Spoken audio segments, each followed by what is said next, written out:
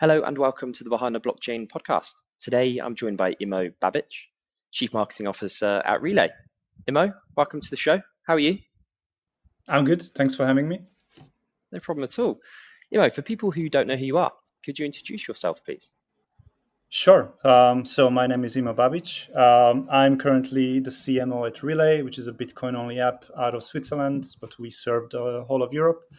And in the past, I have worked at Bitpanda, which the European listeners might be familiar with. And before that, I would say probably the most notable job I had was at Universal Pictures, where I was working in the movie industry. Yeah, that's the brief summary, I would say. I'm based in Vienna. I have two kids, two girls. I like running. I like football. Loving the Euros right now.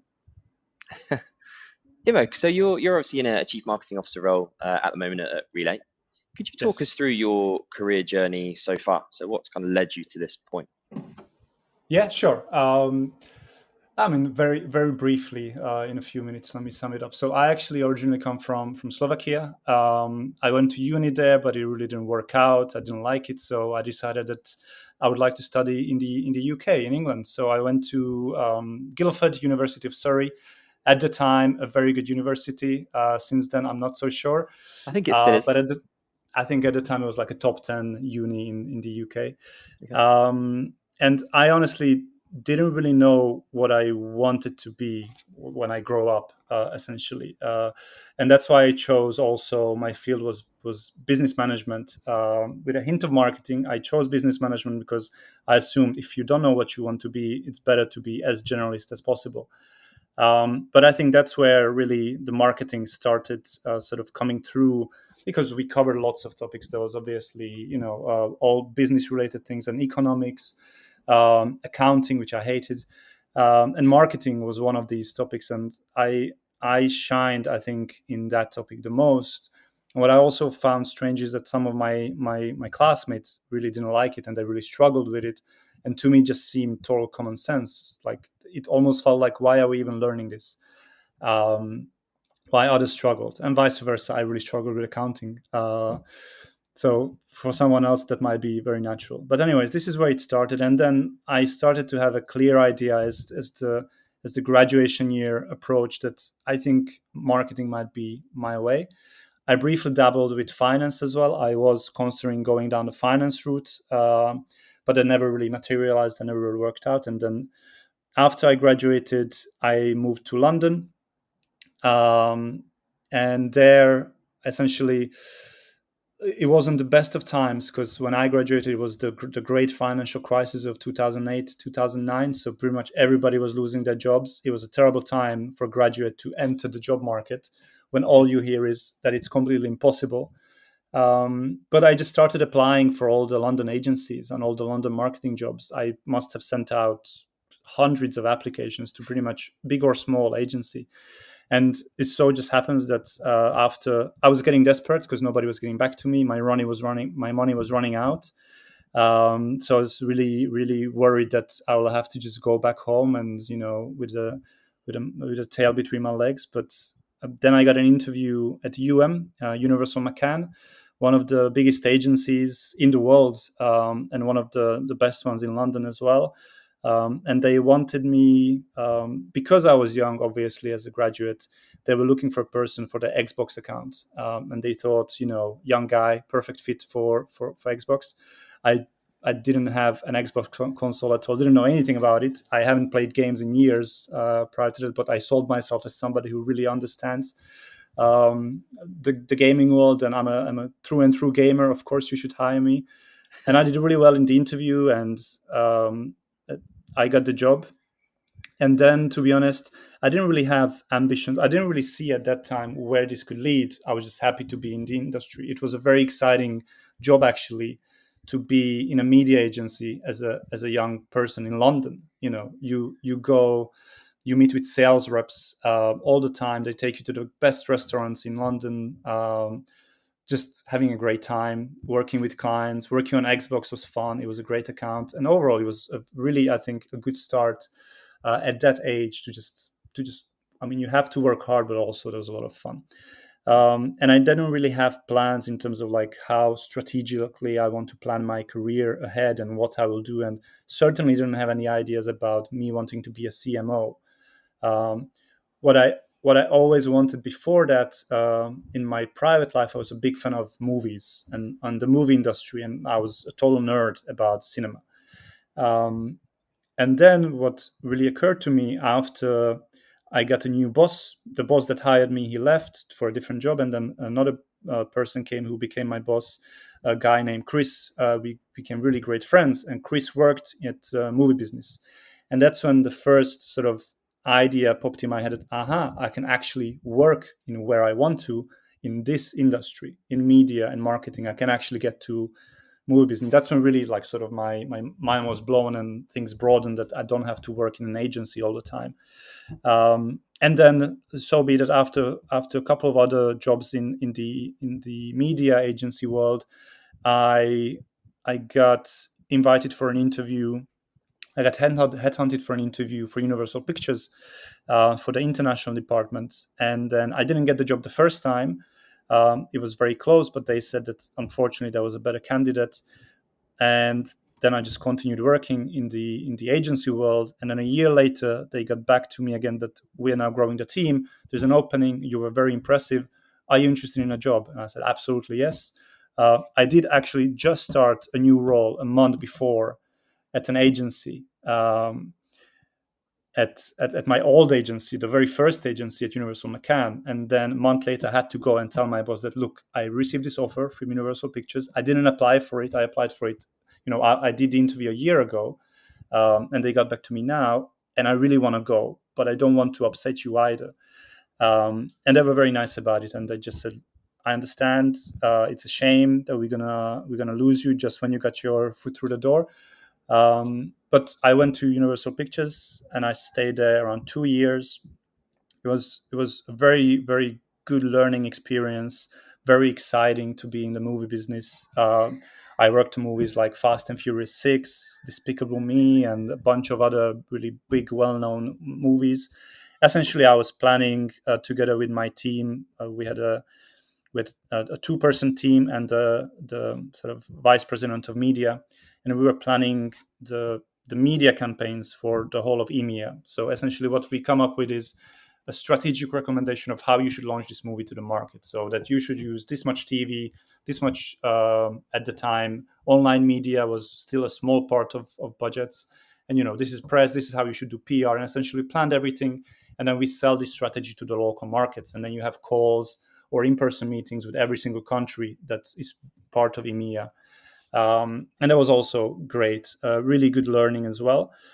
And then it was time for us to. In the meantime, I met my wife, and we decided that we want to leave the UK, and then we decided to move to Austria, where I live currently. So naturally, the easiest way to sort of do the transition was to come here and work in the media agency again. So I got a job at Havas Media, which is an international agency, but they were looking for a head of digital marketing at the time, and I got the job. And that was my first time I was ahead of something. I was basically responsible for a team. In the past, I had some junior people that were sort of reporting to me, but it wasn't really that I was the manager. It was more like I'm going to be looking after this person, and if they have questions, I would be the first point of contact to help them out. But I didn't have a team.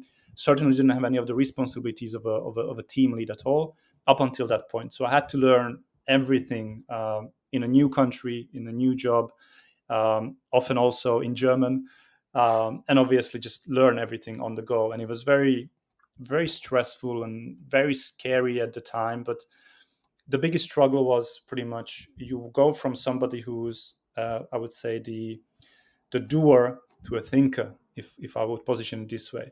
What I had to learn is that now I cannot do the things I was doing before for years. Now actually I need to do other things. So, I think the idea of letting go of what you learned before is the biggest challenge when you go the first time from, let's say, an executioner role into a strategic role. If I could And just that's interject, if I could just interject yes. there for a second, how did you make that mindset shift? Because that's quite a big thing to completely change your Yeah, outlook on how you even approach your job, right? Is that just something that yeah. just I mean, happens over time, or it happens over time. I mean, what I would do now differently, I would definitely would have gone with some sort of a mentor, somebody who has done it before, and maybe asked for ideas. Just the other day, I had a call with a young marketer who reached out to me through Twitter, and he had just some questions about sort of which direction to go, and I found that really impressive. And I wish I was thinking like that when I was younger, to really learn from somebody who has done this before. But at the time, I was just quietly suffering, basically.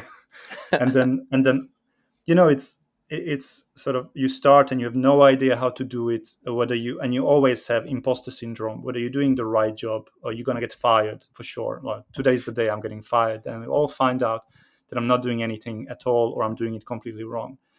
But then as time progresses, you start thinking about it less and less and less and less, and then one day you realize that, I haven't actually had these thoughts in a while now, and I'm now used to this, and I actually am a bit more comfortable in doing it. Um, Looking back now, though, I can very clearly see, that I was very much still a junior person, promoted straight away into leading a 4 5 man team at the time. Um, and now I have the learnings and a lot of things I would have done differently, but at the same time, I think often the best approach is just being just thrown into the deep end and then learn to swim or you sink. And in my case, it did work out. But I also knew that I don't really want to work in agencies anymore. I don't really want to work at big corporations anymore either. So the only option was, and something I was really curious about, is to work in a startup. Um, and Vienna, the city of Vienna, actually has quite a nice startup scene. It's, I would compare it to very similar to Berlin. So it's, obviously not Silicon Valley levels, but a European startup scene, quite healthy. And at the time, I just basically decided to leave the agency world and start looking for a job in a startup. And so it just so happens that it was Bitpanda, who are now a big name, but at the time they really weren't a big name at all. This was 2017, and Bitcoin and cryptocurrencies really weren't yet such a huge topic. It's something that you might have heard of, but really, really, it was a niche of a niche, essentially, like really, really tiny.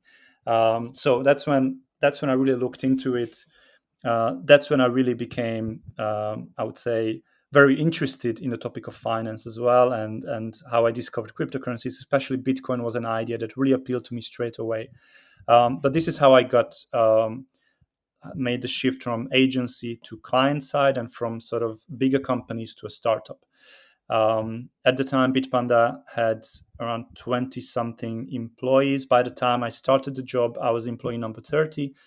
I was the head of marketing, the first head of marketing, but also it was my first time actually being a head of marketing, because before that I was a head of digital media, and most of my career was in media, which is a very small part of what marketing is actually.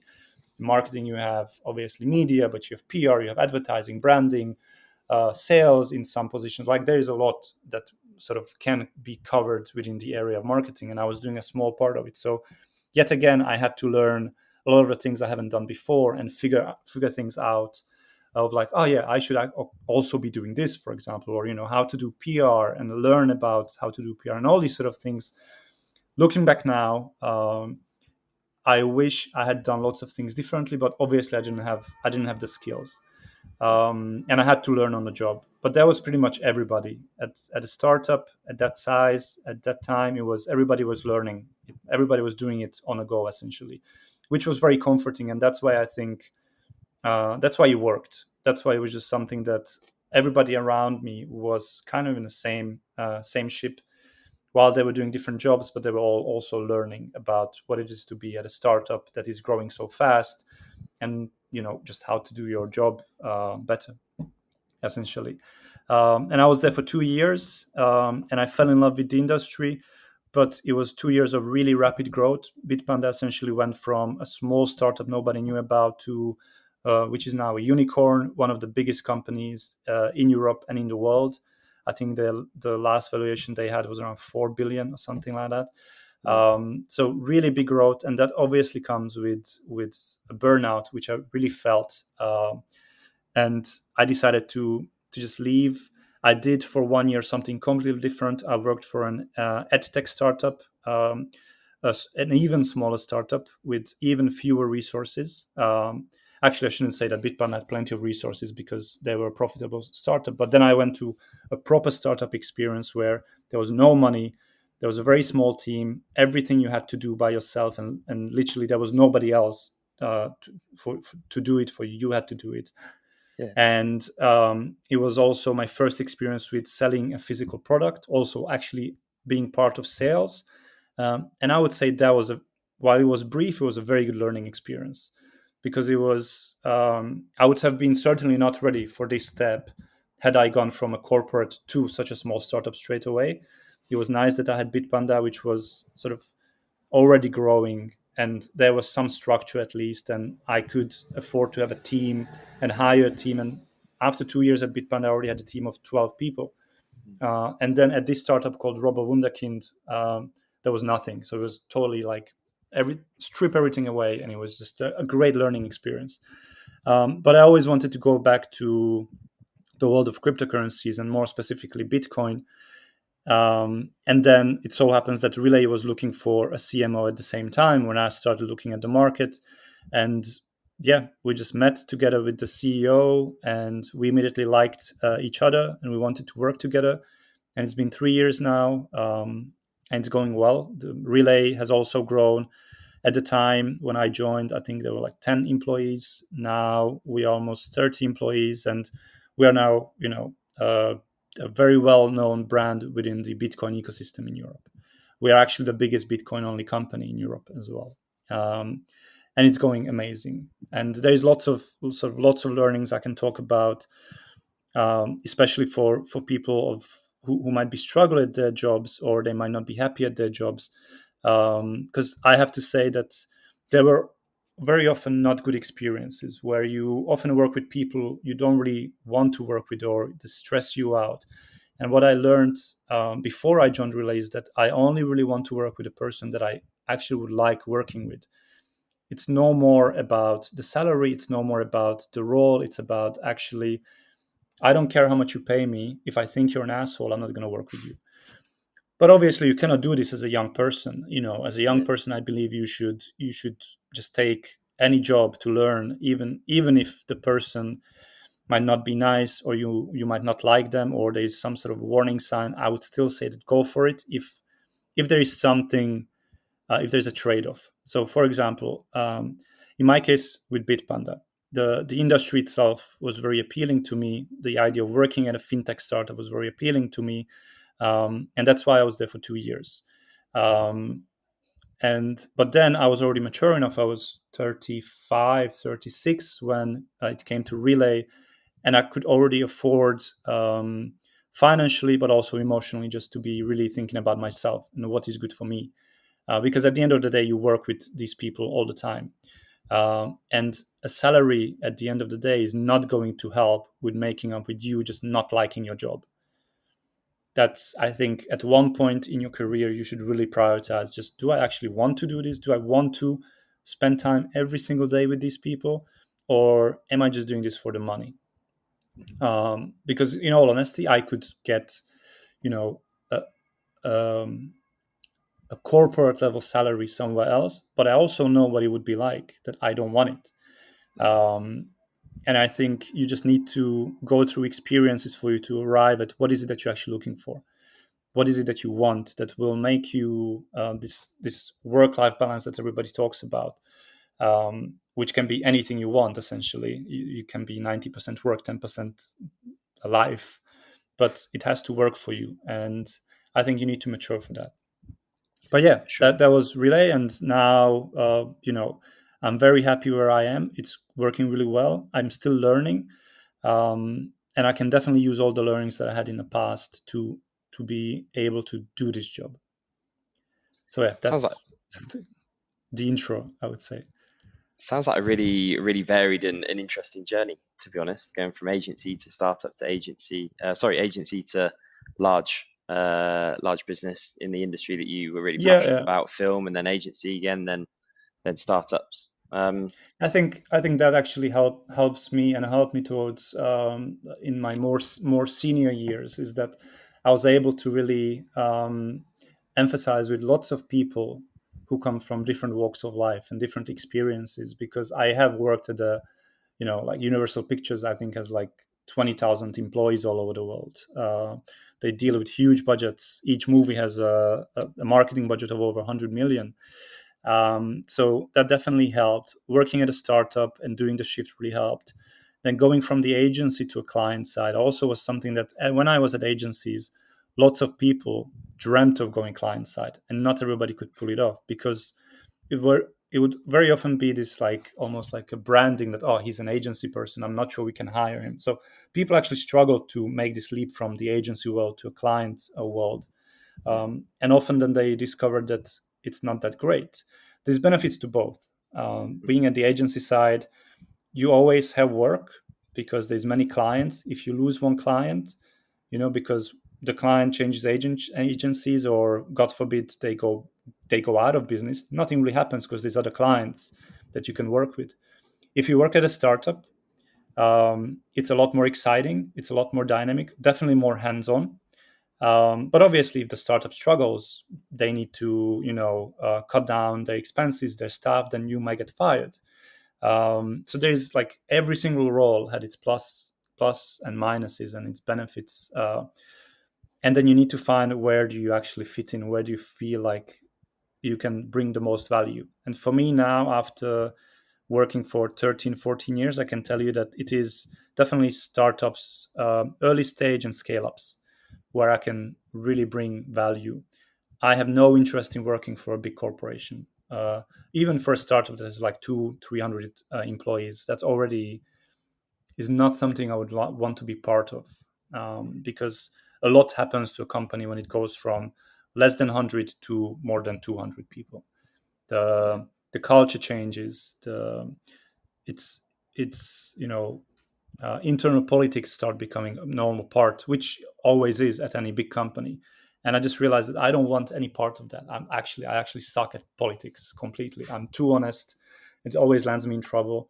So it's better to work at a small company where actually being honest is almost a must, because there's no time to play games. You need to deliver. And if you don't know something, you need to say it. If you do know something, you need to say it. yeah, While at corporations, it's about how can I survive in this corporate climate. At a startup, it's about how can I help the company to grow. mm, So you're putting, your needs, like, it's not about your ego, I would say. I think in a corporation, naturally, what happens is that if you want to succeed at a corporation, you have to promote yourself a lot. yeah, internally. That's the only way you can climb the ladder at a giant company, because there's so many other people who compete for the same position. If you want to be a CEO of that company one day, the only way you can do it is to play a game, and you need to Yeah, play a long-term game. And I just can't do it. I cannot pretend that I like someone that I clearly don't like them. Like, it just doesn't work. It can work for a year, but you were talking of like several years, and it's like, I'm sorry, but I'm incapable of doing that. yeah, I consider it a that's fair giant enough. waste of time. That's fair enough. When you Yeah, moved from agency to big company and then into the startup world, was that you, and did you know at the time, was that you trying to figure out what you wanted to do, or did you just think these are cool opportunities, I'm just going to go for it, and then just naturally you've worked out where you prefer, or was it more kind of planned out than that, or did it just happen? it was more curiosity. Okay. Sorry, because obviously you hear about startups and how cool it is to work at startups, but you have no reference point whatsoever if you haven't worked at a startup yet.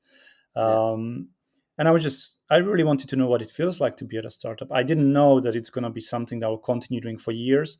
I honestly just were still in a phase where I felt I don't have kids yet. I don't really have any financial commitments whatsoever. I can take a risk of going for a startup and obviously not taking the big salary. Mm, Um, and that was fine. I really consider that actually put me in a much stronger position now, than if I wouldn't have taken that risk. Because I often feel that in the current climate, and this is just my opinion, I might be completely wrong about it, but I think actually you should explore as much as possible. I think being, a one company man is not, it's not the world we live in anymore, Agree. because you can't really learn at a one company. I think you need to experience lots of things, different environments, different products, different industries, for you to actually learn. Mhm. And the moment I stop learning at Relay is the moment I will start being bored, and then I will probably look for something else. But I think that's important. Am I actually still learning here, or am I just now going through the motions? And when this step happened, I already knew the agency world. I already knew, I've done at that time already almost 8 years of working in agencies, and I worked during that time at 4 different agencies. So I know the agency world, and I also worked with creative agencies and PR agencies during that time. So I know what agencies are like, and they're all the same essentially, while they deliver different services, but the environment and how you grow there and how you progress in your career is all the same. So I felt like I know that world and I can always get a job there. So if something doesn't work out, I'm fairly confident that by now, if I apply at any agency, I will get a job. I was very confident about it. And I also knew that, look, the corporate world, I'm not interested at all. I only really worked at such a big company because it was a movie business. That's the only thing. And then I also knew that now that I left the big city, there is no job like that here.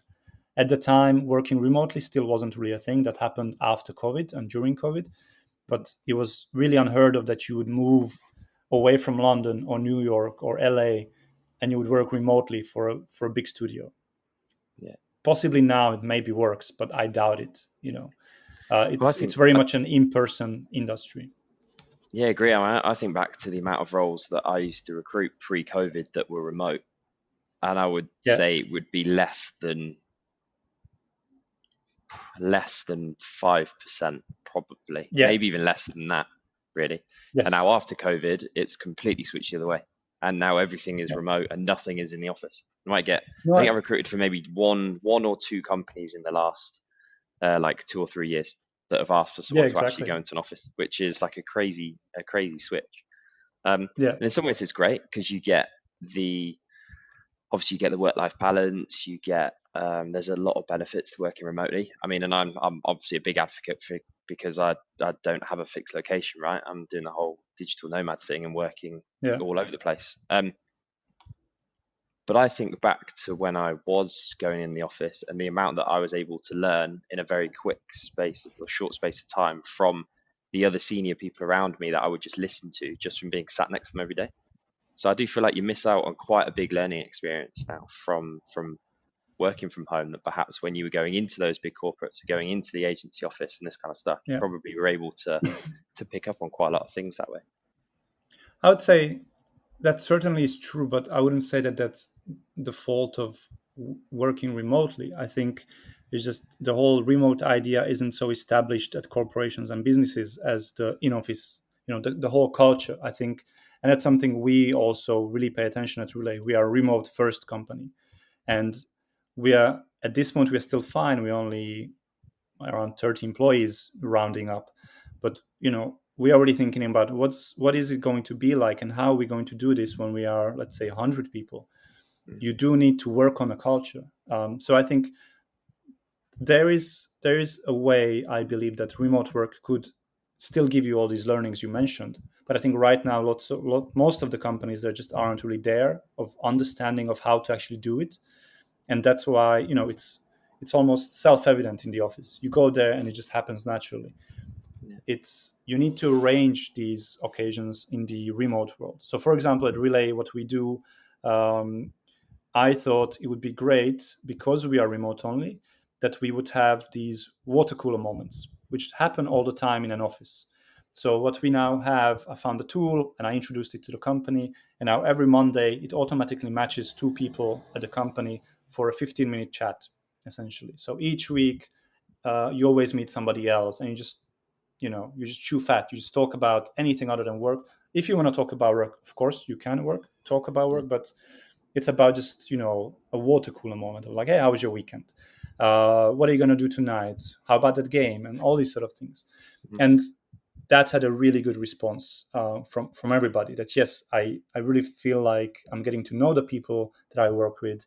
It brings everybody close, and I think there's lots of ways like this that you can create these moments, the learnings as well. But the company has to understand that it's different to the office. It's not. It's a virtual space now, so you need to create virtual experiences rather than hoping that, oh well, we're not in the office, so now we can't do anything about this. You Yeah, know, I yeah, you're I right. think I think it's still a new way of working. It's only been a few years, and some companies reject it completely. And the first moment they can go back, they went back. Um, but I also see that more and more companies are actually embracing it because there's lots of benefits for the company itself as well. Cost benefit being one of the most obvious ones, or a global talent pool being another one. And it's a great perk. So I think it's only going to get better. But I think it's important that the leaders of these companies actually understand that this is something that needs to be created. And these opportunities need to be created because they don't happen by themselves. Yeah. Yeah, you're right. I like that. That's a good way of looking at it, to be honest, like creating those learning opportunities rather than, yeah, letting them happen naturally. Yeah, I think that's a exactly. good way of looking about it. Be interesting To to see me, if there's many companies out there that do like really push those online learning opportunities and things. I I'm think not they sure will be whether forced they to. were, yeah, I think that's, it also depends. In my experience, I mean, there were companies that cared about people more than others. Not every company has the same people approach. And I think that's something as well, as I was saying before, that like choose who you work with. That's something that you need to get enough experiences for you to actually recognize this and to know what environment you want to step into and what environment you don't want to step into. And to me, now I felt like I am in a good place, mainly because of all these experiences that I had, that I was able to watch out for it.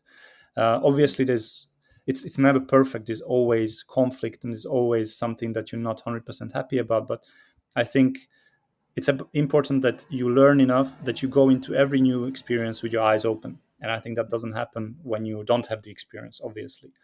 And speaking of remote, like I can't imagine now working anywhere else other than a remote for a startup. I just can't.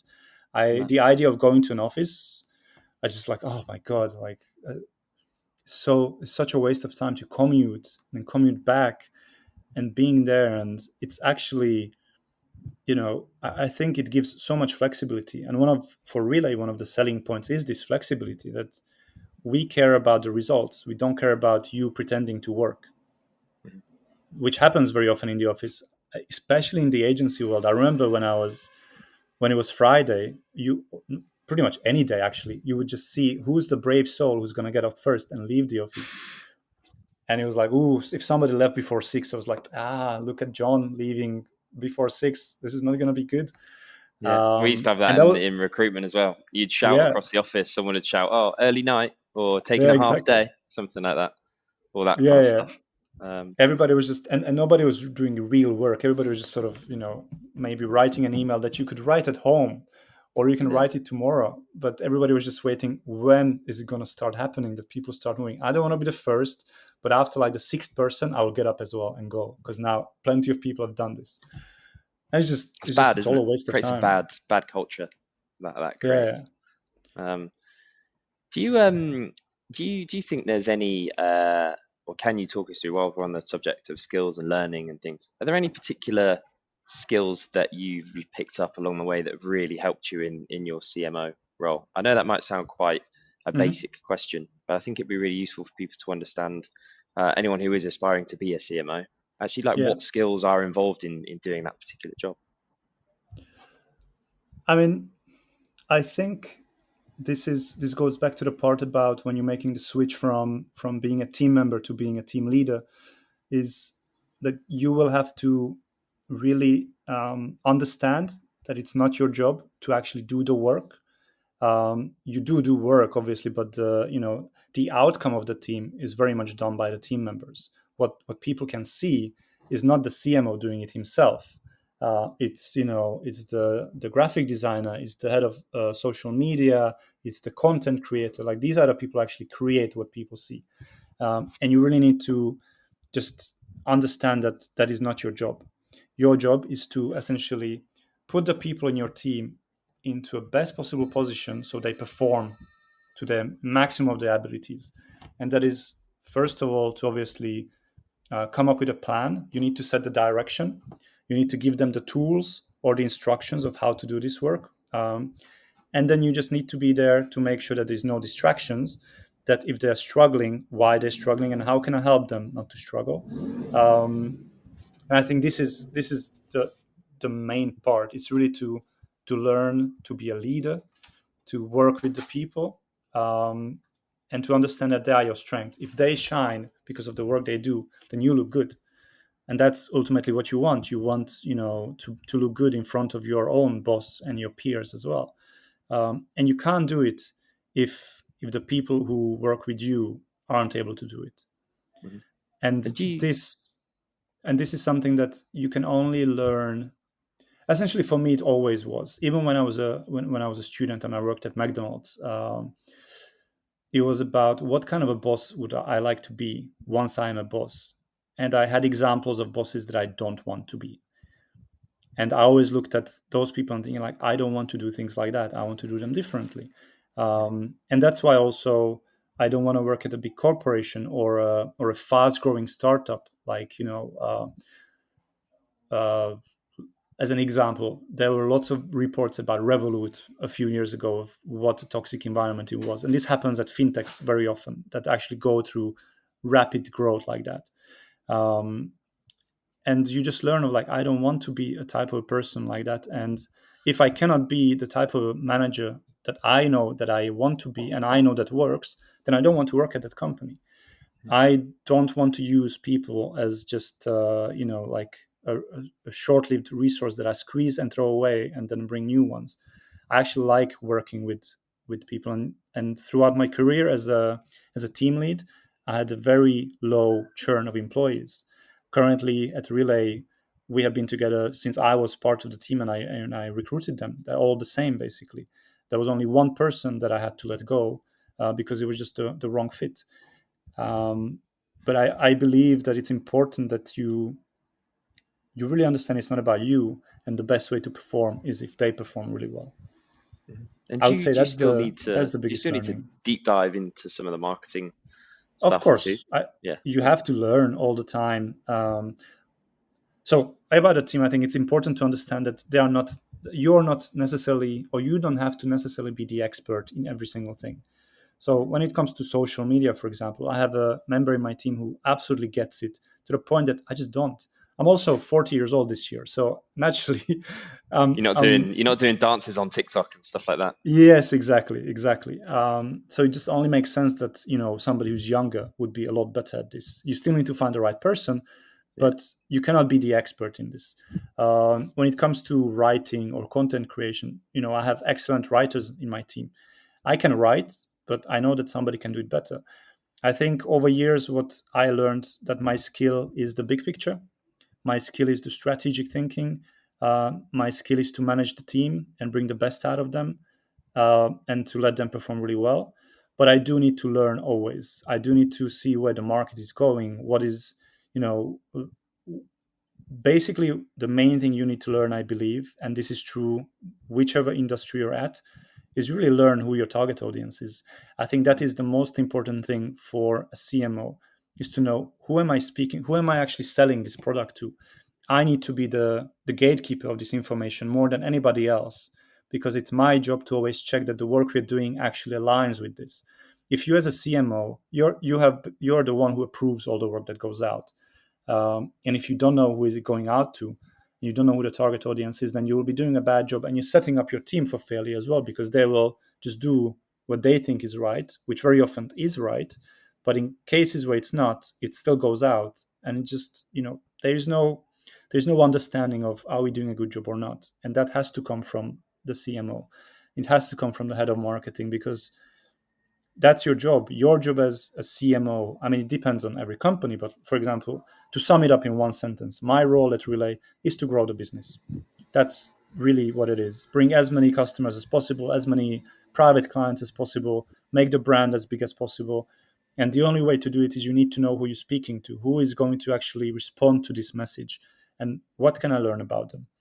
Um, and if you don't spend time doing that, then you will not do a very good job. Um, the other thing I learned always is that you do have to understand the product itself. Like, you do have to spend time with the product.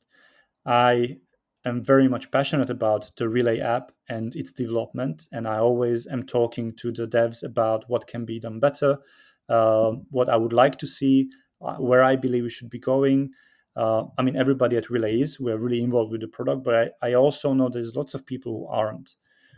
Lots of people think that my job is just to, put out the perfect press release or really create a beautiful ad and spend lots of money. But actually, the most important thing is understanding that it's the product that really sells, and you need to know the product as well for you to know how people might respond to it. What is it that they might like, might not like? And this is something that you actively need to work on. um, and I don't know whether it can be learned or you have to have it, but this emotional intelligence and really trying to understand the motivations of people, I would say, is very important for marketing. I also know that I think not everybody that I met throughout my career actually was very good at that. Lots of people struggle to understand how the target audience thinks or what they would feel, what message they really respond to, what they don't respond to. And I think all these sort of things I was in a lucky position to understand, because in my agency days I worked with lots of markets. So I had a this was a big part of the job, is to understand the differences between France and Russia, and how different markets think, what messages work in different markets, because you cannot come out with just one to everybody. Because what's funny in Portuguese and for people in Portugal is not going to be funny for people in Austria. The sense of humor is also different, and you really Yeah. learn all these big differences. There is a very good book about it called Culture Map as well, that explains it more on an organizational level of how to actually work with people who are from different backgrounds and cultures. And that, at the time, I didn't read the book, but working in an agency, especially in London, where it's such an international crew, you really learn to understand people a lot better. Mhm. So it definitely helped, and I don't know whether it was something that I always had or I learned it through the years, but I would say that that's quite important and big part of my job, is to really try to understand the target audience as well, and overall just who are we speaking to.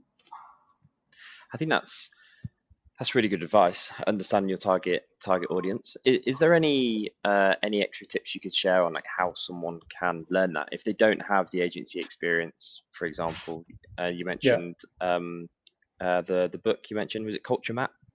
You Yes. said name of the book.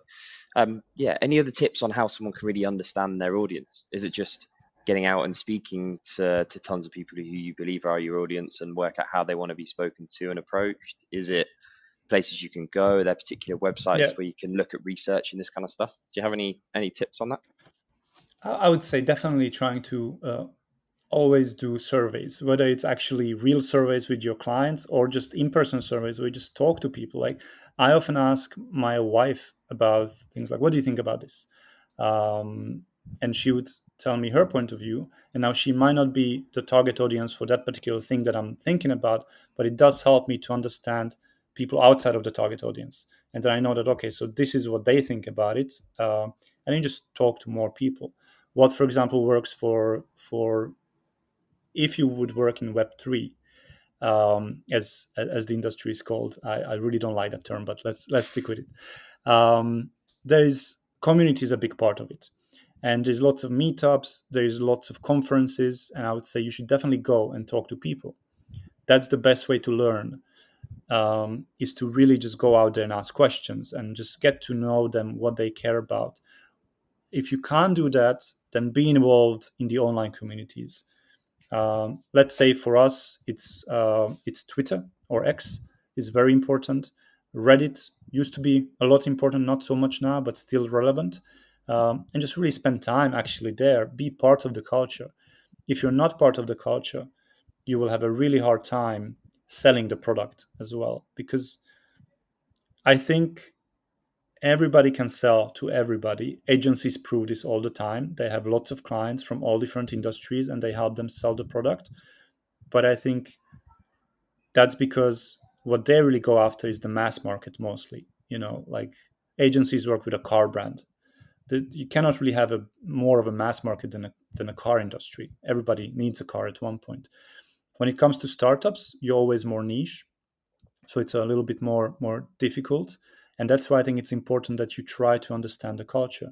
At an agency, you also have provided with lots of research. All these companies have resources that allow you to basically have the latest research all the time. At a startup, you will not have that.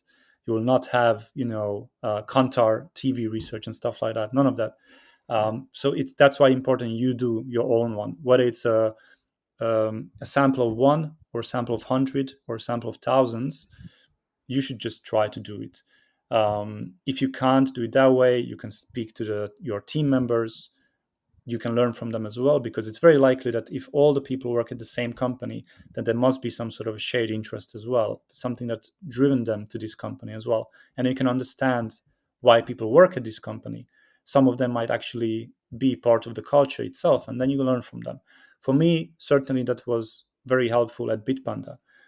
I went from the movie business and from the agency world into a very niche, I would say, like subculture at the time, which was the crypto. And it was really small. It's not like what it was now. It's not like it's now millions and millions of people. At the time, it was really small, and it wasn't so, I would say, part of the generic online experience as it is now. Now, if you go on Twitter, you go on whatever social channel, you will come across crypto people for sure.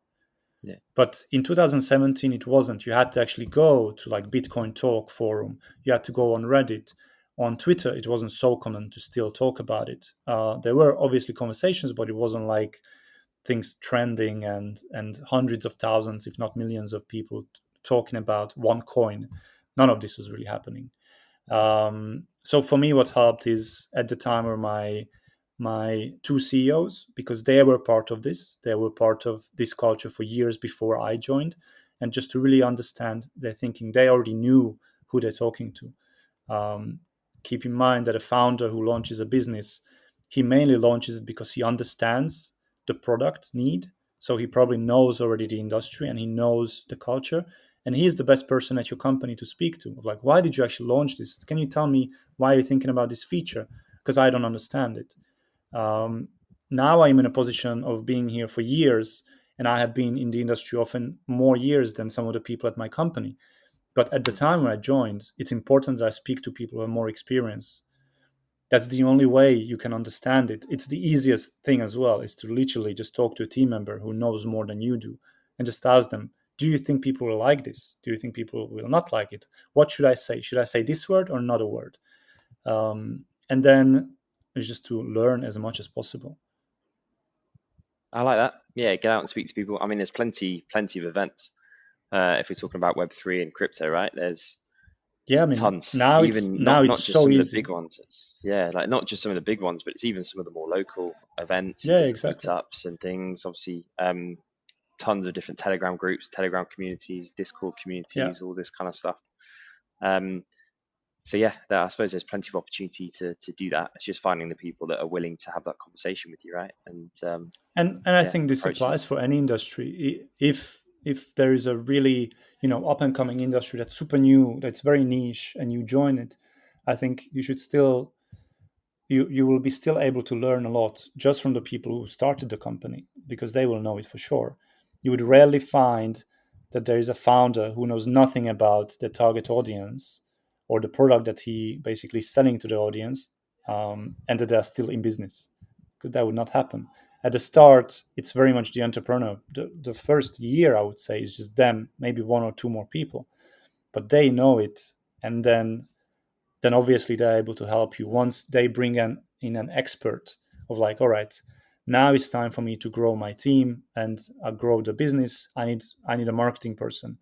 Then the marketing person comes in, and then this marketing person either knows it or not. And if he doesn't, then he should definitely speak to the founders, just understand why is this product even around? Like, what is the purpose? And then that's point one. So how has marketing changed then? Because obviously that's a great approach to really understand your audience. And once you've then Yeah. understood your audience in Web3 and crypto and the people that you're going at, how has marketing changed from how you market to those people compared to how you might market to someone in Web2? Hmm.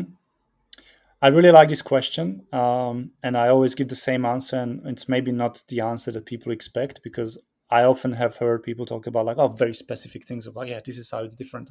I actually believe that marketing isn't different at all, whether it's B2C, B2B, whether it's a crypto business or a car dealership, because what you do is you speak to people.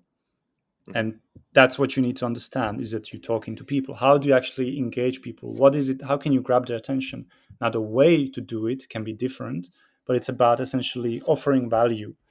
It's more important than ever, since internet and sort of digital marketing has become the main means of marketing. It really is now. I mean, even TVs are digital, so like it's all just digital now. 10 years ago, it was maybe 20% of a budget. Now it's, for most companies, 100% of the budget. And more than ever, it is important that you actually stand out of the crowd. And the only way to do it is actually to tell a story with everything you do and have a personality. I think that's the main thing, is understand that you're speaking to people. And it's about how, if your company is a person, how would they be as a person? What is their personality? And then use this personality to actually talk to people on a one-on-one basis, not like a brand would talk to a mass market, because that never works. That immediately is perceived as an ad and blocked. Like, people, I believe that people now have a human ad blocker, that they Mm. just filter through the ads. When they see it, they just don't even notice that there was an ad. They just go past through it and they don't care. That's true. um, I mean, how many times do you get asked, say when you're just having a bit of a scroll on social media or something, you get asked, yeah. did you see this ad, or how many times have you seen this ad pop up? And I always Yeah, think, oh, actually, I can't remember actually seeing that ad in the first place, to be honest. So you're just not paying attention exactly. to it, right? And if you do see it and you do notice it, then there was something about it that stood out, because it maybe spoke to you, or it actually didn't speak as a generic brand. And I think that's very important. And overall, just understanding that marketing has moved on, and really embrace what aren't even new channels anymore, but just really embrace things like influencer marketing, community building. Like, these are now legit marketing channels that are as important as TV used to be. If you don't do these things well, and if you don't know how to do them, and there's plenty of examples of big brands not knowing how to do social media, hilarious examples. And I think then they learn. McDonald's was one of those. They were really not good at social media, and now for the last few years, they're really, really great. Mm. Um, that Ryanair is brilliant. I don't like their product, but they're brilliant on social media. They really Yeah, understand that it's not, we cannot be serious all the time. It's like, this is not a serious ad. This is, we shouldn't talk about like this and stuff like that. The thing is that you absolutely should, because that people want to be entertained. They want value from everything that they read. And if you can't provide value, whether it's entertainment or education, or just a nice image, something that is actually unique and well thought out, then it shouldn't go out. Whatever you do, you should really think about whether is this something that is worth putting out. I often ask myself, when we put out work, like, would, let's say, Apple or Nike put this out? And if the answer is no, they wouldn't, then I don't want to put it out there. I consider Nike and Apple, really more Nike than Apple, really like the gold standard for marketing, and how they communicate and how they understand who their target audience is, and how they really cater to their audience, and they create fans. I think that's currently the biggest job, is to really create fans. And I read this very interesting article a couple of weeks ago, and I can't find it again, but I quote it every time. There was this trend in Silicon Valley a few years ago, kind of an obsession, and it became an obsession, which is growth hacking. It was the main buzzword for every startup. We need a growth hacker. What growth hack can we do to grow? There is no more growth hack. It isn't. It's dead completely. it's now called just marketing. And I think what has been forgotten because of this obsession about data and click-through rates and how can we increase something by 5%, what has been forgotten is storytelling and branding. People, I think most companies have forgotten that the best way to sell something is to actually be a storyteller and just be interesting and have a personality. It's not about how you can improve, one banner, the click-through rate, or it by 20%. It's not about that. It's about, am I saying something interesting here, or will they actually respond to it? And I think it has become a forgotten art, um, and hopefully it's on its way back. So if you were, say you were joining a another Web3 project, you're Yeah, say employee number two or three, they haven't started yet, they're just about to kick off their marketing. Any yeah, advice would you say um, find out the right story to tell? Look at make yeah. sure you've got the right branding, focus on social media and community building. Would they be your main four key pillars for someone to focus on straight away? Would you look at things like paid ads and all this kind of stuff, email marketing, like all that kind of stuff as well? Or would you kind of focus on more of the social side these days? It really depends on the stage of the company and where they are. How much of it have they figured out? Definitely not paid, because a startup wouldn't have money for paid, and I wouldn't recommend doing paid before you do lots of the fundamentals. And some of those fundamentals is email marketing, which is really great. Like, it definitely isn't dead. Email marketing is always strong, and actually, I think it's stronger than ever. But I would say, I recently had a talk with a friend who was interviewing for actually a Web3 company, for a crypto broker, and he wanted my advice. So I just looked at the website of the company, and what I told him is that I believe, like, what should be your main task and the first job you should really do is to work on the brand itself and figure out the story, because they had such a run-of-the-mill generic website, and they had the same buzzwords that most fintechs have, like we're on a mission, blah blah blah blah blah, and like it just looked like a clone of another company. And I showed my friend this website, and I told him they're just copying this company. That's essentially what they do. It looks the same. They're not even trying to sell. They're not trying to tell a story. They're just putting words on a website because they know that they have to. Because here we should put a mission. Let's write a mission, and it's about thinking about the mission. It's just like, that's not how to do it. So, for example, for us at Relay, um, for a while, we were identifying ourselves as the easiest Bitcoin app in Europe, or the easiest European Bitcoin app, or whatever it was. And that was also our tagline. Um, but I know, first of all, being easy and easiest is a very subjective thing to say. What is easy for one person is not going to be easy for another one. And it's also something you can always compete on. Like, a product can come out that is going to be extremely easy, and then you cannot say that you're the easiest when there's this competitor who clearly is kicking your butt. But then also, they can also use it, and they actually have been using it. There have been several companies that were claiming in their marketing, either in the main tagline or in the app store or wherever else, in a strategic position, that they are the easiest. So I changed that completely, and I also came up with a new story, and I tried to tie it to Bitcoin, which is what we do. We offer people the chance and the means to buy Bitcoin and to get into Bitcoin. And Bitcoin is essentially a way to financial freedom, to really control your financial future and take control of it. So I came up with a tagline: take control of your future. You can go on the website relay.app. That's what we say. Relay allows you to take control of your future. That is, the other people are the number one Bitcoin app, but we actually allow you to we actually give you power. And I think it's important that you talk about, why we are existing. Like, there's this very famous talk by Simon Sinek about, find your why. Don't talk Mm, about what or how, but actually why. And I do believe that is actually very important. As cliche as the talk might seem by marketers right now, it is super important to actually honestly figuring out, why should anybody care? Why should why should they come to us? and give them a good reason. But it also needs to be a reason that the whole company believes in, that actually it's not just a gimmick, which can happen very often. But in our case, it really works. And I'm very happy with that tagline. And everybody is very happy with it. And it actually helps us to stand out in the market compared to everybody else. Um, and I think that would be definitely one of the main jobs you should do when you join a company, is just to figure out its story and why they should actually be in the market, and how to stand out, how to have a personality, and then work on that personality. I also went, in this example I mentioned with a friend, I went on the social media account of this company, and they were just posting on social media, but there was no conversation, there was no engagement on their tweets. There was like one like here and there.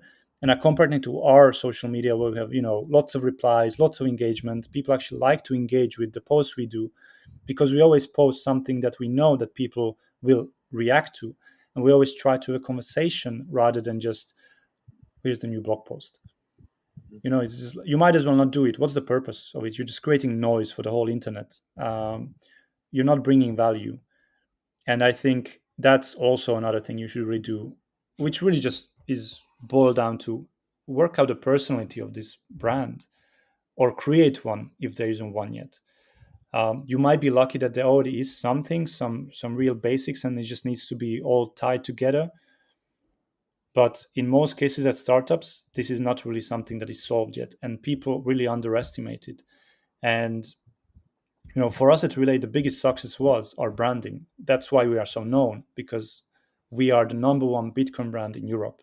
This is something that we hear from our investors, from competitors from America.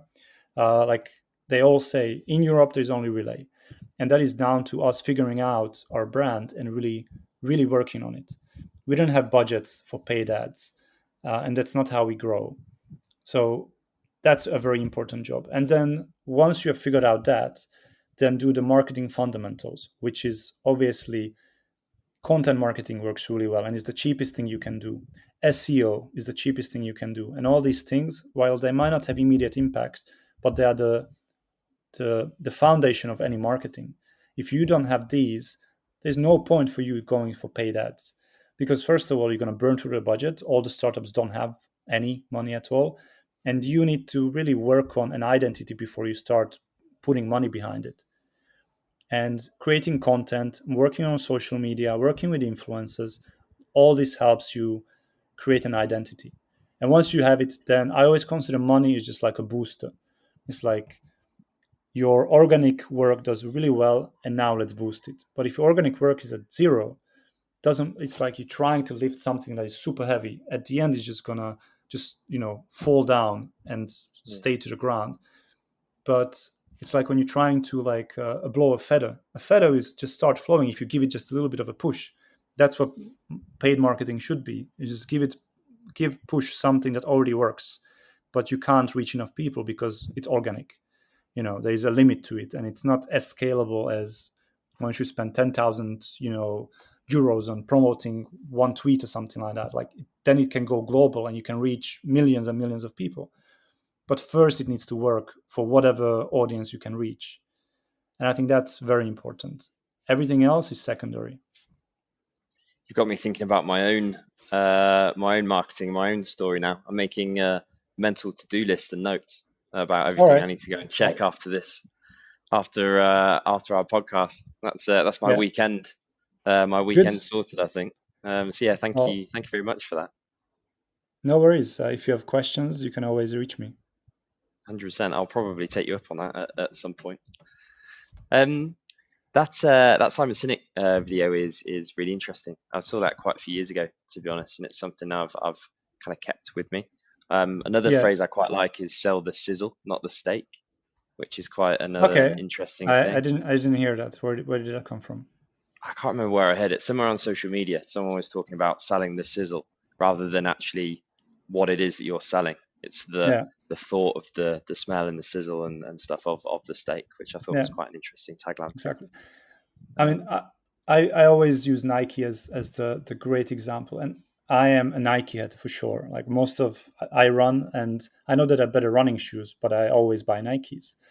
yeah, And to be honest, it's also because I just really like their marketing, because they really create stories. Like some of their ads are some of the best ads. I think the best ad they have ever created, I'm sure you have seen it, is this overweight boy just running towards the camera. I it's don't know if I've it's seen in that one. like it's in somewhere in Oregon or somewhere, like in a middle of America, in the middle of nowhere, and it's just a road, and you see an overweight boy running towards the camera. And that was the Nike ad. Like you should look it up after the podcast. It's really brilliant, and it really just says, because their mission is, or it's not a mission, but like one of the taglines is that everybody's an athlete. They basically create products for athletes, and everybody's an athlete. If you have a body, you are an athlete. And I think they really sell this, that if you wear Nike gear, you almost feel like whatever the sport you're doing it seriously. You know, Yeah. it's if you go running and you put on a Nike gear, you feel like, yeah, this is not just I'm a a hobby pro. for me. This is Yeah. serious. Yeah. And I think that's how everybody feels who runs. They're all hobby runners, but everybody feels like I'm a runner. Mm. If I play football in my Nike boots, I am getting ready for every Thursday mentally for the game that I'm going to bring my best, because it just creates this mindset. You're not aware of it, but you feel like, yeah, I mean, I am an athlete. Yes, I don't get paid, but I am an athlete, and I Yeah. think this really works. Up And here I am. exactly, and I Yeah. think they do this better than anyone else. Apple does the same thing. Not lately. I think really since Steve Jobs has passed away, I think they have sort of lost their way a little bit when it comes to marketing and branding. But certainly during his years, this idea that there are, it's a product for the innovators and for the rebels, and they have created almost a cult-like following because of that. It's not the products. This is what Apple people don't understand, is it's not the products. You really believed the brand, and it was brilliantly done. And that's why people love Apple, because it made them feel that they're different than everybody else. That's what people want to feel. They want to be, first of all, part of a group, and they want to understand that they're not alone, and they want to know that, you know our group is better than everybody else. I am different to everybody else. All these people that are with me, we are different. We are better, we are stronger, whatever it is. I think people like tribes. They always did. And it's important. That's why community marketing is so important nowadays, Mhm. because you need to create your own tribe. And if you don't know how to do it, then you will really struggle in the 21st century in growing a brand. Yeah. No, that's some really good advice. I'm gonna have to listen back to this episode quite a few times, I think, and make a lot of notes on all the things you said. Um, so could you introduce us to Relay in a little bit more detail? I know you've kind of touched on it at different points, but Yeah. could you talk us through the product, through what it is that you guys do? Yeah, of course. So Relay is a company based in Switzerland. We've been 4 years on the market now, and our product is a Bitcoin only app, and a self custodial app as well. So, just to very quickly explain it, if you buy Bitcoin with an exchange, then actually they are the ones who own that Bitcoin if you keep your Bitcoin on an exchange. And this has happened many times in the past. Very recently with FTX, they went under and they actually used user funds for a lot of their schemes that they were doing. And very much also with a bank. When your money is in a bank, it's not your money; it's the bank's money. They're actually giving it back to you, but they don't really have to. And there has been precedence for this as well. In, for example, 2008 in Cyprus, when the deposits were frozen and they couldn't get their money out. So these sort of institutions, the custodians, they're not it's never really your money. And the idea of Bitcoin, the original idea of Bitcoin, is actually financial freedom. It's a the only decentralized cryptocurrency, the only truly decentralized cryptocurrency. And part of it is also self custody, that you actually own it. Nobody can take your Bitcoins away if you self custody it. So, what we offer is a very easy Bitcoin wallet, which is self custodian. We have no control over the user funds whatsoever. We essentially are just the exchange from fiat currencies to Bitcoin. You send money to us, and we send you Bitcoin to your Relay wallet. And then whether you keep the Bitcoins on this wallet, which you control fully, or you send it to another wallet or to a hardware wallet, that's really your choice. Um, and we are the only ones in Europe, at least the only big ones in Europe that really do it this way. Most of the market is custodians, so they all keep user funds as well, and this obviously comes with risks that we don't have. And we now serve the retail, so basically regular people, but we also serve through our Relay private high net worth individuals and through our Relay business, small and medium sized businesses as well.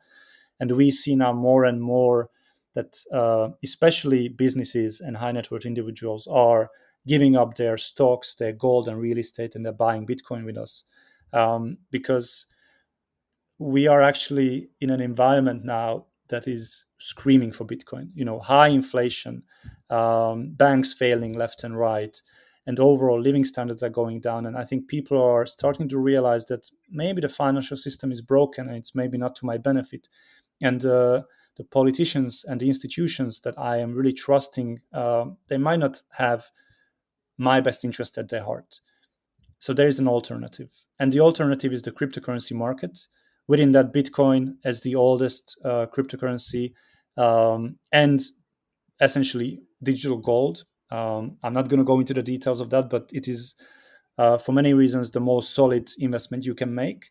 But then you have also other cryptocurrencies. And just very briefly, my theory of like why actually cryptocurrencies are so super popular, like all the meme coins and all these sort of things, it is very much because people are desperate. Because you realize, if you're hitting your 30s and let's say you're getting married or you have children, you always compare to what you grew up with. And you probably grew up with your parents owning their flat or owning a house, having a car, being able to travel regularly on holidays. And I think people who are in their late 30s, they're realizing that I will never own a house or a flat. It's impossible. And things are getting more expensive and I'm not making enough money. And whatever I'm saving is actually not giving me anything. And I think that's why cryptocurrencies are super popular, because it is so exciting, the idea that I can cheat the system. And they're very risky, obviously, like all these meme coins and other questionable projects that are out there. They all have a use case because people just want to gamble, because they realize that I have nothing to lose. I either lose these 1,000 euros, which I can live without, or I can potentially make 100,000 euros, which would be super helpful. That's the main reason why cryptocurrencies exist, is because the traditional financial markets are broken, and people are realizing that now. But yeah, that's my theory. So why did you get into crypto, blockchain, Web3 in the first place? Well, in the first place, like I mentioned before, it was mainly because I wanted to work at a startup. So that was my primary motivation, was to work at a startup. It just so happens that it was Bitpanda and that it was the topic of cryptocurrencies. And then the more I read about Bitcoin, I actually understood it quite fairly fast, and I immediately moved some of our money into it. Um, is because you understand that yes, it's the best way to move forward. And actually, if I want to have a better future or save for the future, I cannot be doing what everybody else is doing. There has to be a better way. And I mean, to be honest, this is true for most things. I really believe that if you want to be successful in life, you shouldn't do what everybody else does. You shouldn't accept, what the market is doing or your friends are doing. Be different, go down the less traveled path. It's always more difficult, but take risks. I took a risk by going to startup. I took a risk by getting into Bitcoin, and they're all working out. I have actually never thought, I can't remember a time where I took the less risky way and I felt like this was worth it. And this is true for exercising. It's really difficult to go for a run, but you should do it. Do you know why? Because the others aren't. Often, like during my holidays, we always go to Greece, and I wake up before everybody else and I go for a run, because that's the only time you can go for runs. And the thing that really keeps me doing it all the time is because the thought of all the people that are asleep, that I am out here, not them. And that's, to be honest, that's how growth happens, is do always what others aren't doing or they're too afraid to do. It is, in most cases, it's gonna be repaid in your future. by either learning about something about yourself. When it comes to Bitcoin, uh, it is undoubtedly the best choice you can make if you want to actually move forward. It's not, it's not ETFs. It's not a regular savings account. This is not a financial advice, by the way. It's Just to add that it's disclaimer in. Yeah, exactly. Obviously, always when it comes to investing in anything, be mindful of how much you're putting in, because you don't want to lose everything, and it depends on your risk factor. But I think, and I truly believe this, if you spend um, several hours reading about Bitcoin, I have never met anybody who actually spent time researching it who has anything bad to say about it. It's only people who don't understand it who criticizes for, oh, it's a scam, it's a Ponzi scheme, it's a bubble, and all these sort of things. None of these are true if you actually spend time understanding it. And that's why for me it's now only Bitcoin. That's why I only really want to work in a Bitcoin company. And the other part is that it's very similar, or I believe it's very similar to what the early days of the internet must have felt like, and being one of the companies that are building this infrastructure. And I think right now, if you work for a crypto company, you are doing that. Obviously be mindful what company you work for, because if you work for some scam coin and you don't know, that might be a problem. That can also happen. i get Yeah. i get very often offers from recruiters for projects that I know for a fact that they're not going to be around a year from now. And recruiters obviously don't know this, but I have worked in the industry for a while, and I can just see that, yeah, this project is dead already. They managed to raise some money somehow, and they're growing right now, but there is no future. So obviously always research, but I think working at solid companies that really are doing good work, I think is like building the second layer of internet. I mean, it is called Web3, obviously, because Web2 and Web1 was the internet. And I Yeah. think that's what you do, and it's super exciting. And again, it's something that most people don't do. You know, um, I cannot think of anything worse than working at a company that has been around for 100 years and has employees everywhere, and you work at a big team, but there is no risk taking. The industry doesn't go anywhere because it's a mature industry. There's nowhere to grow if you work if you work in a banking system, if you work for a car company, um, or any, like, I don't know, if you sell shampoos, you can't scale anywhere. There's nothing else. The industry has matured. This is one of the few ones that are new and have still so much to grow. And I have seen this personally from 2017 to now 2024, that we're still early. This is still just scratching the surface.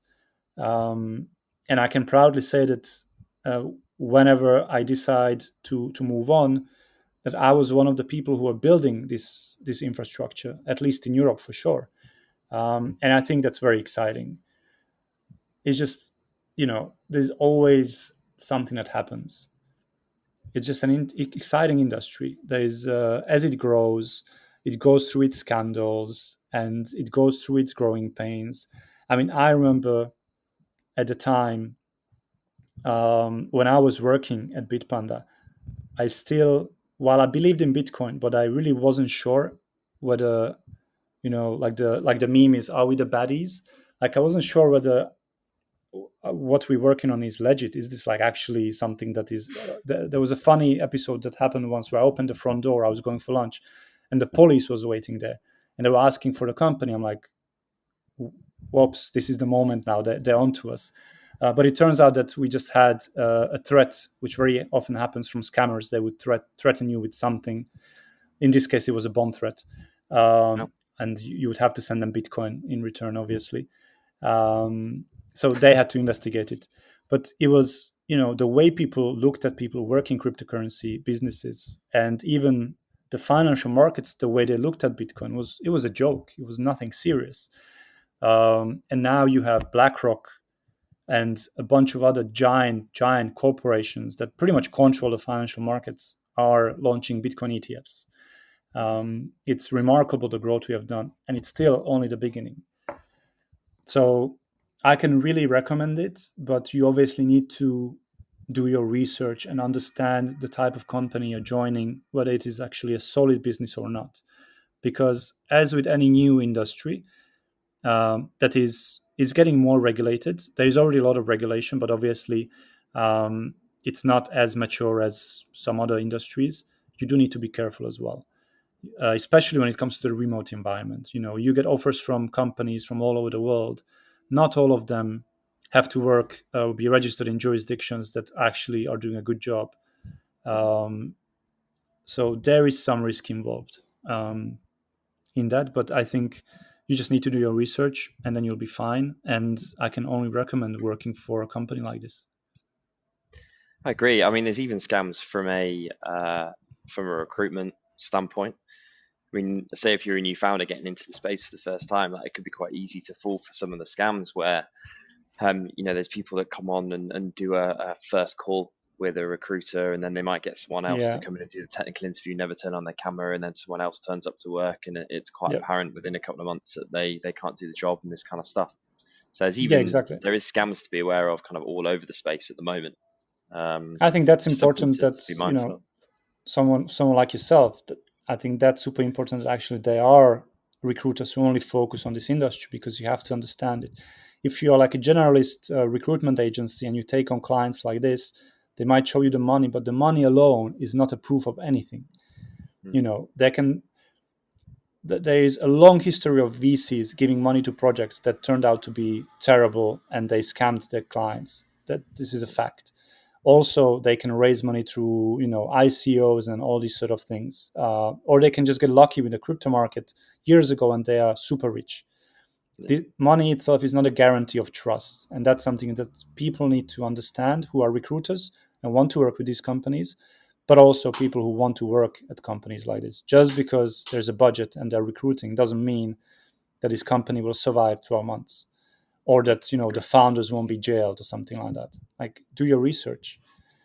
Yeah, agree. I'm pretty picky these days about the companies I represent and types of projects and this kind of stuff. Yeah, Just because I you mean, have to be right, because it's your reputation is because it's such a small industry. Everyone knows each other by like one degree of separation, yes.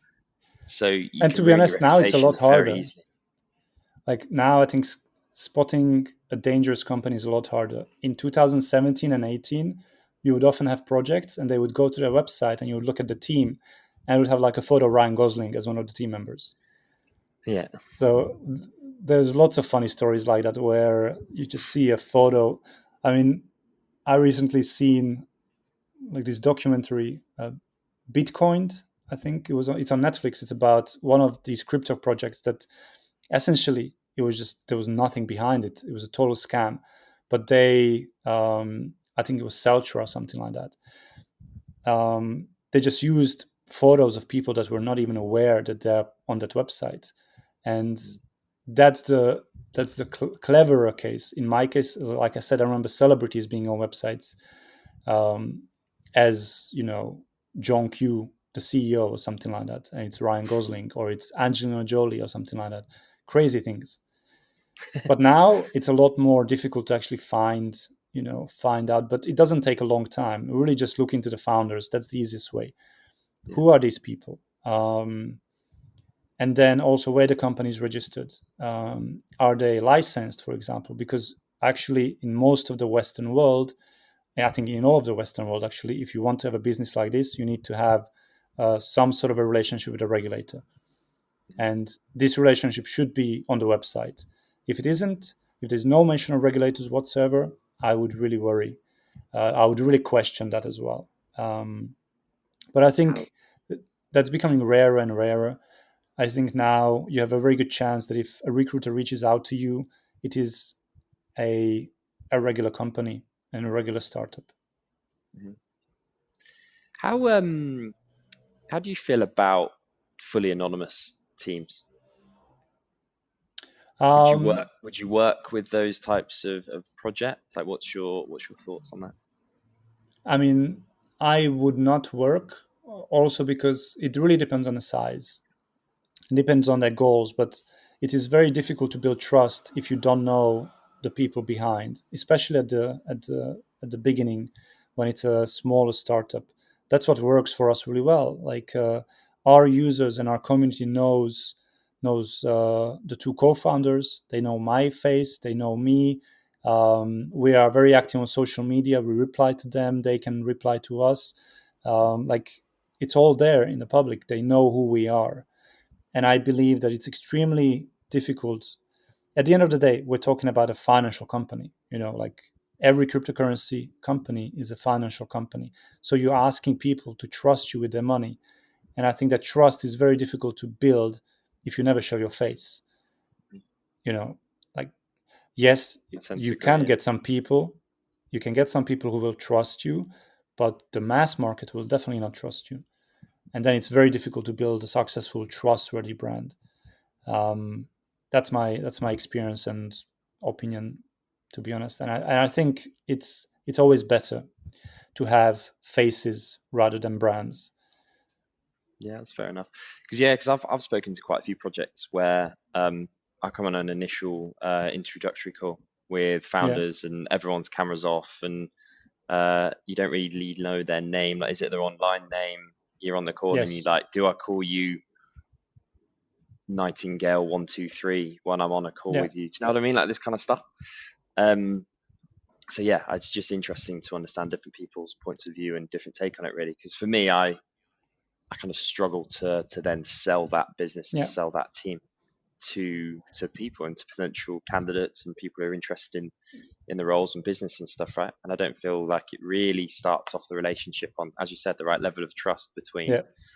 uh I think it's different now. I could understand at the beginning and the early years, and certainly even 2017 when I joined, we really only put the founders at Bitpanda to be sort of public faces. And even then, it was a discussion whether we should be doing it or not, because it also comes with a certain risk. yeah, And in these early years, there was a risk that if you would be identified as, somebody who works at a Bitcoin company or a crypto company, that you might be in some trouble, that people attack you because, oh, you must have Bitcoin, you work at a, it's like assuming yeah, that somebody who works at a bank has access to the vault. you know yeah, it's not how it works, but certainly I have heard of attacks and uncomfortable situations in my early years at the industry. We, for example, at one time at Bitpanda, discouraged team members to wear branded T-shirts outside to like show that you work at Bitpanda, for example, um, because there was a period of time where you could, you know, you could meet undesirable people who might be idiots, and they think that you carry around, millions on you just because you work at a company. But I think now it changed a lot. It's also just now so much part of everyday life. I think everybody knows somebody that has invested in cryptocurrencies or works at a company or is somehow aware of this topic. It's not like unheard of now. 5 and 10 years ago, it very much was very niche. Now it's more there. So there's less risk um, being associated with a company like that. So I think from a brand's point of view, you should not be afraid. You should actually put your face there. You're just one of the many people who work in this industry. Um, I think I think that's quite important when it comes to building a brand. yeah. That's fair enough. I'm sure. I mean, I'm confident that there still are yeah, bad things and people are become targets and that kind of stuff, right? Like that stuff definitely still goes on. So I Of can course. see But I from that mean, perspective why people wouldn't. But yeah, it makes the it same trickier the same to way build that the trust. same way people who have Ferraris get targeted. Yeah. Um, I think the most often what happens, and most of the cases that I heard that somebody like got into trouble, wasn't because of where they work or whether they show their faces. It was actually people who, let's say, bragged about how much Bitcoin they have. There was a Mm, very famous case in Austria here, like 6, 7 years ago, where there was a guy who was bragging in a bar of how much Bitcoin and cryptocurrencies he has. And then I think later that night or the following night, there was a breaking, and they basically tied up his whole family, and they were threatening him for the wallet, and he had to give it up, and it was purely because you made yourself a target. mm, Don't go out and like no, you wouldn't go out and say that I have 2 million in my bank account, by the way. Nobody would say that. So why would you No. go out and say that, oh, I have this much Bitcoin, I have this much Ether and stuff like that? You're just making yourself, it's a totally unnecessary information. You obviously doing it because of your ego, but actually you're making yourself an unnecessary target because you never know who's listening. And you wouldn't do this with gold, you wouldn't do this with euros, so why do it with cryptocurrencies? Just stay quiet about it. If you have a lot, good for you. Don't talk about it. Yeah, that's fair enough. It's a good way of looking at it. Is there any other tips that you could give for someone who's maybe stepping into Web3 for the first time? So obviously, do your own research. Be discreet if you do have tons and tons of crypto. But any other tips you could share, or maybe if someone's looking to build a successful career for themselves, for example, like any tips you could share Yeah, about the industry itself. I would say it's not really about sort of stepping into. So in my experience and opinion, I think it's the bigger culture shock is never the crypto part or the Web3 part. It's the startup part, because most of these companies will be startups, and working at a startup can be very different to whatever other experience you might have with working. And I think I can really recommend working at startups. I think you, especially if you're young, or if you don't have sort of big commitments, financial mainly, you should definitely do it. I think anybody in their 30s, you're still young, you don't have big financial commitments, you should definitely try working at a startup. You have only to gain. You will definitely learn, and it will be good for your long-term future as well. It's a good thing for your career that you have showed risk and you have learned, and you learn so much more at a startup than a corporate. It goes so much faster. The 2 years at Bitpanda that I did, I have learned a lot more than I would have ever learned at 5 years at a corporate. Because just every day is a new challenge. Everything goes super fast. You have to do it yourself because nobody else will do it. You have to be creative because there's no budget that can solve your problems. You have to become creative in your thinking and problem solving. At corporations, this doesn't really happen that much because there's always a solution. Usually, you pay for it. So, my biggest advice would be, whether it's about crypto or whether it's about startups, is just do it. Take the leap and take the risk. You have only to gain. Even if you find out that it's not for you, then at least you learned that it's not for you. Yeah. And then you know where to go next, right? Or the types of opportunity to look at next. Um, Exactly. so yeah. So Imo, to finish off, you've shared some brilliant advice today. Some really in-depth tips on marketing and Web3, and great to hear about your journey in Relay. Thank you. Knowing what you know now about marketing, leadership, Web3, crypto, business, whatever it might be, Yes. if you could go back to the start of your career when you left uni and you were thinking, right, I need to get this job, I need to go to marketing agency, whatever it might be, have you got any advice that you could share or that you would share to your younger self? Um, yeah, maybe just don't stress and just really enjoy it.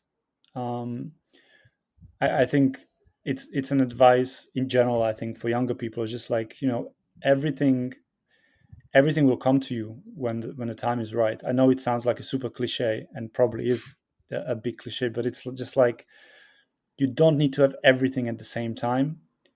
It's okay to have part of what you want, and mainly just really enjoy the process, because it is these initial phases of your career are actually super important and exciting, and it's also just fun, and you should actually have fun.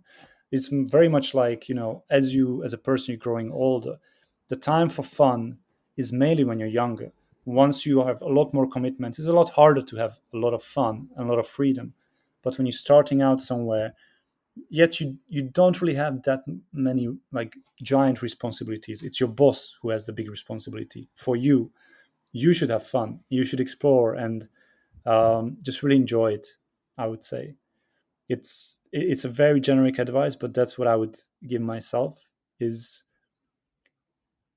to just really enjoy those years.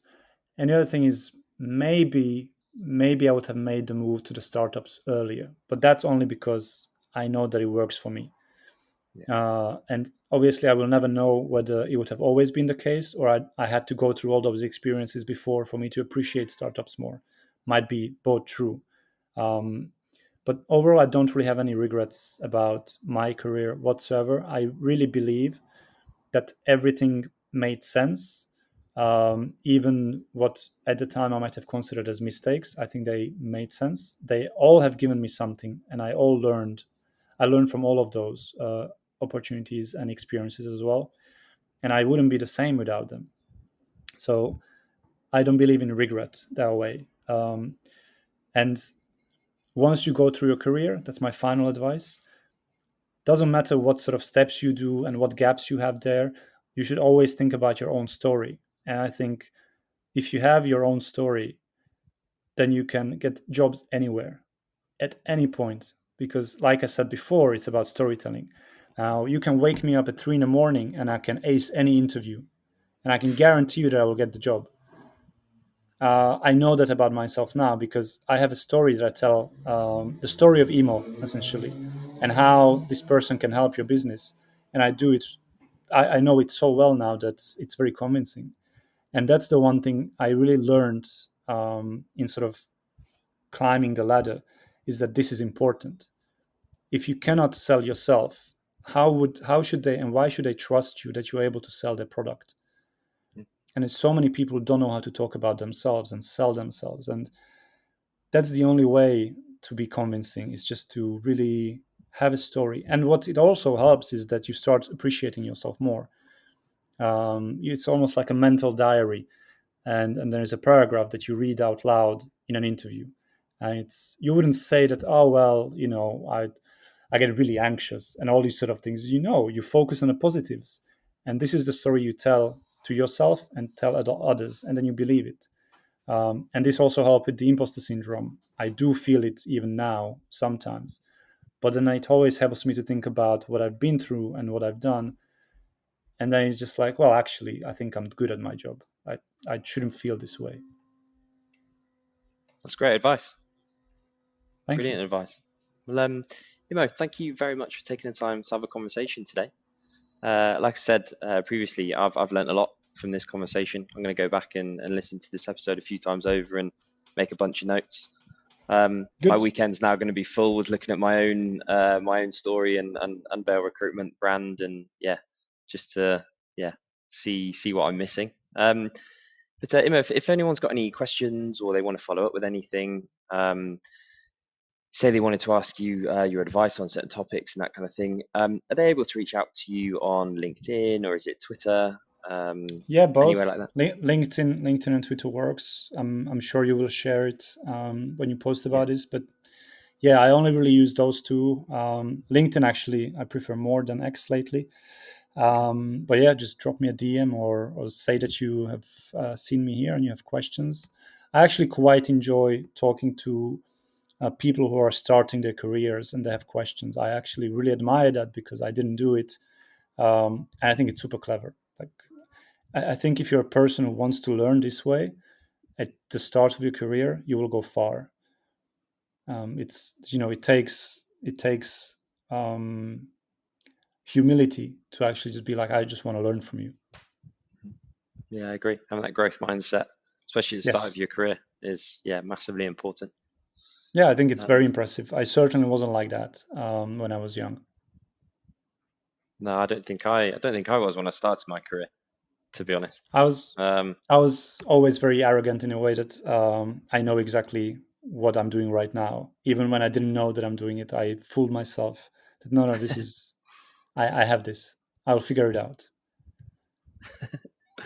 nice. Well, yeah. I encourage anyone listening to reach out to you, and yeah, if they have questions on marketing or about their career, yeah, I'll tag you in when I post, and yeah, people can reach out and drop you a line. But Perfect. yeah, mate, thank you very much for taking the time again, and I'll speak to you soon. Thank you. Bye. Take care.